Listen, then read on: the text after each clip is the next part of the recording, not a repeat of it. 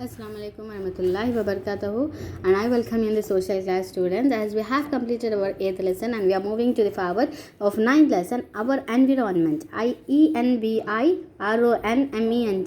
Environment. Student, as we know that our earth is a unique planet, it has water, air, and the correct temperature to support life.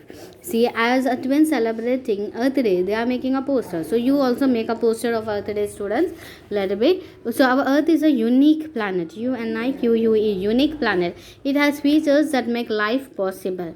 Our ability to live on the earth depends upon all that surround us. Okay, this include the land we live on, the earth we breathe, or the water that we drink. It is affected by all the other living things such as plants and animals also share with us. So what is environment, student? First we will see that. See, all the living and non-living things on the earth make up its environment. See, all the things surround us is make its environment. Okay, the non-living parts of the environment includes three main parts, that is atmosphere, atmosphere, atmosphere, hydrosphere, hydrosphere, and the lithosphere. Now we will see here, students. See, the atmosphere is a layer of the oxygen and other gases that surrounds the earth. Okay, and all the oceans and other water bodies on the earth makes up the hydrosphere. The lithosphere consists of the rock, soil, and the surface of the earth. Plant, animals, and human beings depend on each other as well as on the non-living things of the environment to survive. So that is the biosphere, that part of the environment where living things can be survived. Now we will see these things in a brief. Now we will see about the lithosphere. LITHOSPHERE. Lithosphere. Lithosphere. See, as our planet is made up of number of layers, namely a core. Okay, core, CORE, core. At the center, okay, core will be at the center. Then we are having the mantle, MANTLE, mantle, and we are having the outer crust, CRUST, crust. Okay. See, the core is made up of mostly of iron, and the mantle which lies between the core and the crust consists of molten rock, MOLTNE, molten rock called magma, and the crust is a thin and hard outer layer that floats on the magma or the mantle. It is the upper part of the mantle and the crust that makes up the lithosphere.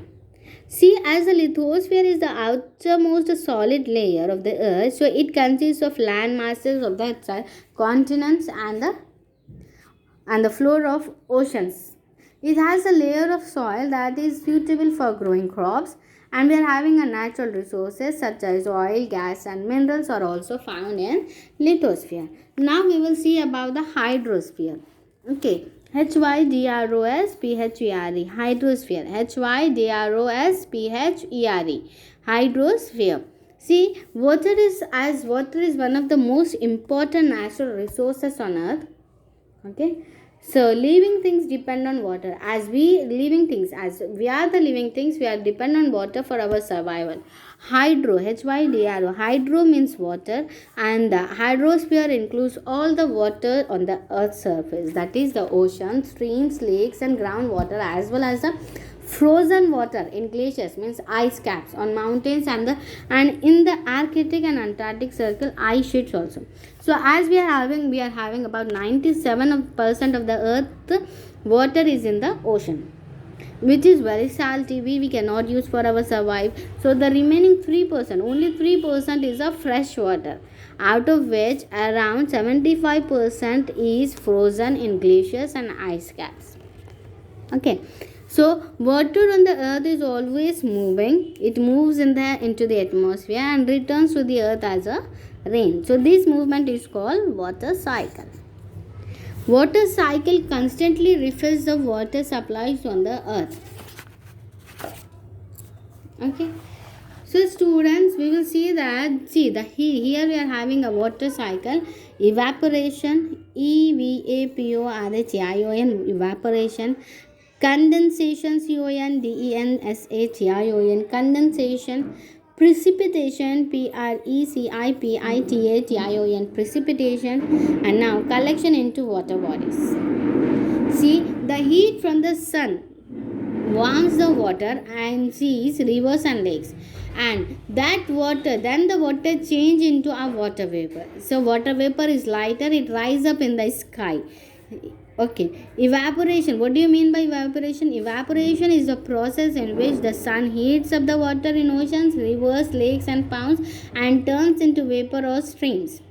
Then the water vapor in the air cools down and change back into drops of water, forming clouds. This is called the condensation.